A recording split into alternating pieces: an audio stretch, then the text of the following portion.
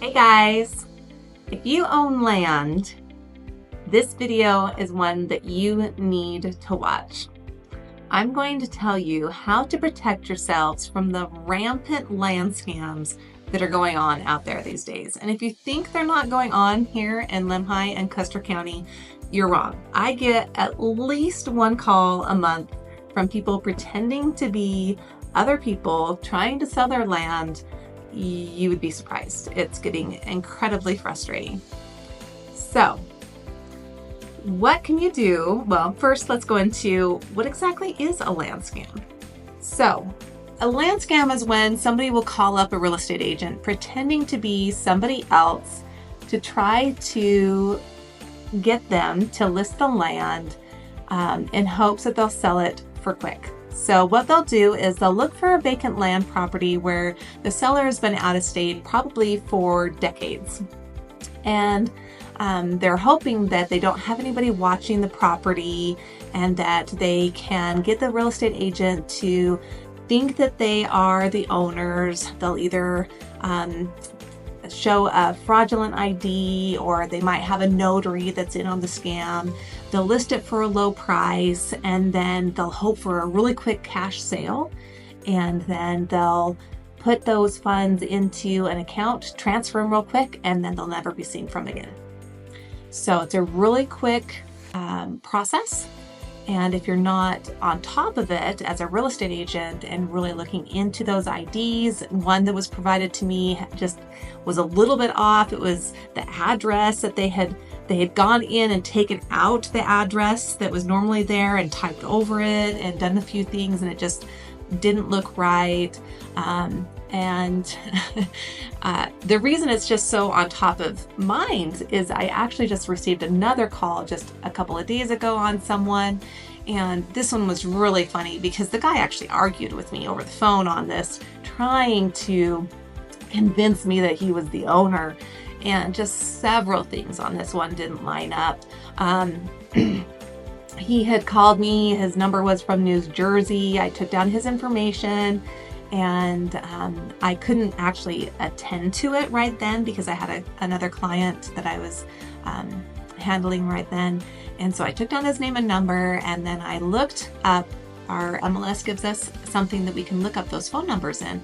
And red flag is that phone number did not come up with any history on it. And so then I looked up the name, the tax records of the actual owner of the parcel, and got his information, and then I looked up that owner in the system, and that owner came up with a whole bunch of history, and I was able to look up the phone records, able to look up where he had resided, the full history of that homeowner, and it just did not match up with what this individual was giving me, which was a big red flag. And so I never called him back, but the next day he called me back. Hence the change. And he's like, why didn't you call me back? And we had this just kind of a little bit of an argument because I called him out and said, because you're a land scammer and you're trying to pretend you're this individual and you're trying to scam him, and that's not fair. And he tried to argue back with me, and I go, look, you're not 74 years old. You're not a 74-year-old man that lives in Minnesota. And it was a really funny exchange, and I ended up hanging up on him. But this happened. It's here in Lemhi County. It's here in Custer County, and you have to be vigilant because last year, just last year, there was one on the MLS that actually got listed on the MLS.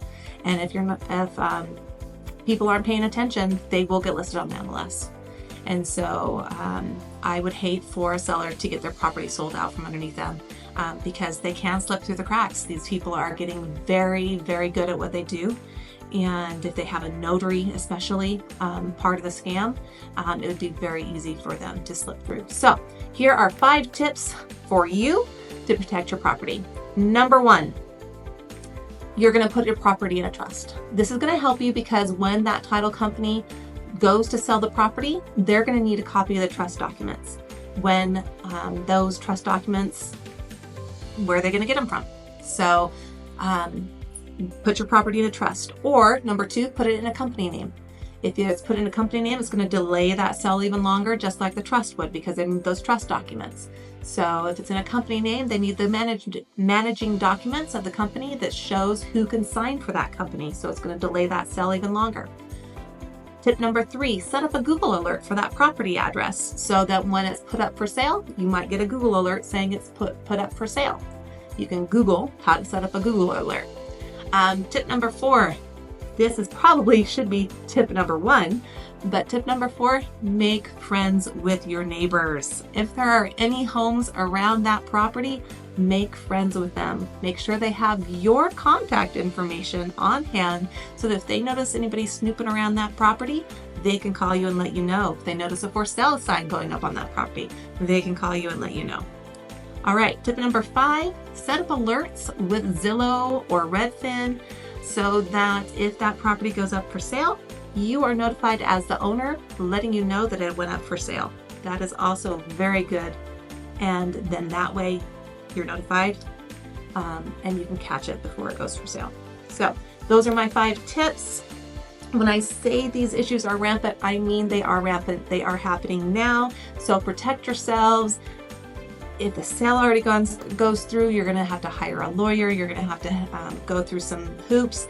And if those funds are already gone, it's going to be years and years tracking down and a big process getting things taken care of to clean it up after the fact. You want to catch it before it happens. So those are my 5 tips to make sure that you catch it before it happens, not after the fact. So be vigilant, protect yourselves. And anytime you go to sell property, please go through a real estate agent that knows what they're doing so that they can protect you and weed out also fraudulent buyers as well. So be prepared, be vigilant, protect yourselves, and always remember to be kind out there. This is Janalee Fowler. I'm powered by Silvercreek Realty Group, and you can find me currently at the Robie Real Estate office, just downtown on 525 Main Street in Salmon, Idaho. Take care out there.